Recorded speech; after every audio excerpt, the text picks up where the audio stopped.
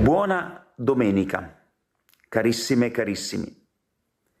Siamo giunti alla quinta domenica del tempo di Pasqua e la liturgia ci propone di ascoltare un brano tratto dal capitolo 14 di Giovanni, che appartiene al lungo discorso di addio, presente nell'ultima cena, ma raccontato soltanto dall'Evangelista Giovanni.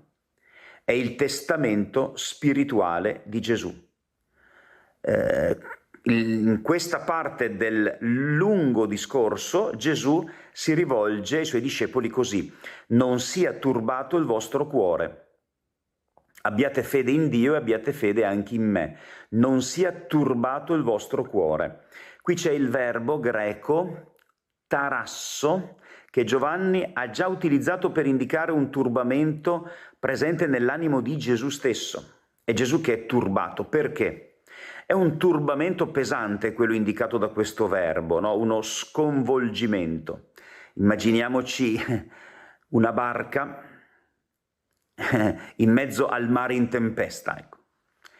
Perché anche Gesù ha sperimentato dentro di sé questa angoscia? Perché?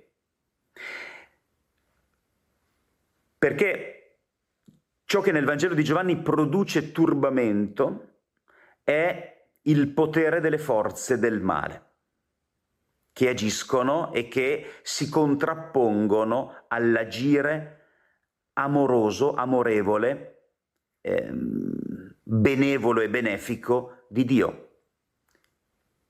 Il Dio biblico presentato nel Vangelo di Giovanni, il Dio di Gesù, è il Dio della vita. E Gesù lo dice ripetutamente, no? Anche domenica scorsa ce l'ha detto.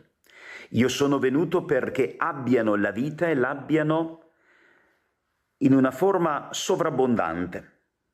La missione di Gesù è portare la vita perché lui è il figlio del Dio della vita, quel Dio che è sorgente di amore e di vita.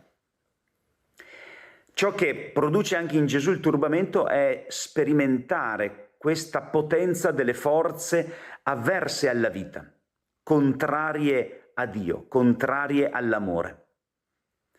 Quelle forze che fanno sì che anche la parola mondo nel Vangelo di Giovanni diventi una parola negativa, perché il mondo è stato inquinato dalle forze del male. E le forze del male sono in atto. Gesù lo ha detto nel capitolo precedente, anche in riferimento ai discepoli. Ha già detto chiaramente che uno dei 12 è traditore e ha organizzato nei minimi dettagli quel tradimento che porterà Gesù alla morte.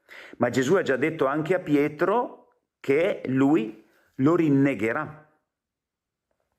Quindi Gesù è consapevole di come le forze del male possono in qualche modo condizionare anche i discepoli, perché gli esseri umani, noi per primi, io per primo, siamo fragili.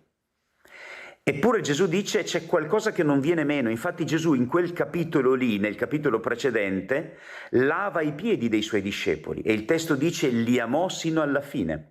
C'è un amore che è più forte del male, della morte, dell'odio, della violenza, della avidità, motivo della quale Giuda combina il suo disastro.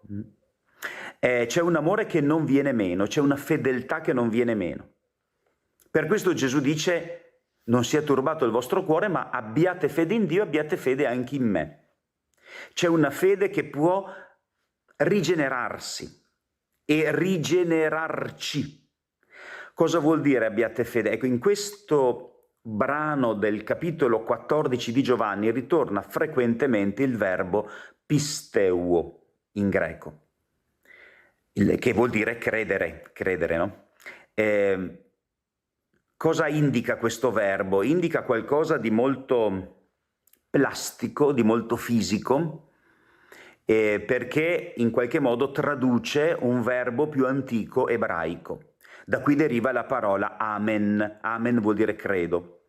Ecco, questo verbo ebraico reso poi in greco attraverso il verbo greco pisteuo, entrambi questi verbi indicano il credere come un aggrapparci, qualcosa di fisico, specialmente il verbo ebraico, la radice verbale ebraica antica mn, amen appunto, indica questo fare esperienza di forza. Perché? Perché sei aggrappato a qualcuno, a qualcosa che ti dà solidità, che ti dà energia, che ti dà stabilità, come la casa costruita sulla roccia, che quando le forze del male, le forze distruttive, le tempeste, i venti, gli uragani, tutto si abbatte contro questa casa, lei rimane in piedi, resiste, non crolla, non cade, non cade. Questo è il senso del verbo credere, no? È fare esperienza di una energia che ha un'origine, l'amore di Dio che non ti abbandona e che ci aiuta a fare in modo che anche tra di noi non ci abbandoniamo e non ci trascuriamo. Non a caso Gesù in questi versetti parla di casa, di dimore. Nella casa del Padre mio vi sono molte dimore, vado a prepararvi un posto, vi porterò anche voi dove sono io. C'è una fedeltà che non viene meno, c'è un desiderio di casa, un desiderio di famiglia, un desiderio di comunione. Allora lasciamo che le nostre paure, i nostri turbamenti, magari sono tante le ragioni che ci turbano in questo momento, siano sconfitte da una fede che significa confidare in un amore più grande. Buona domenica.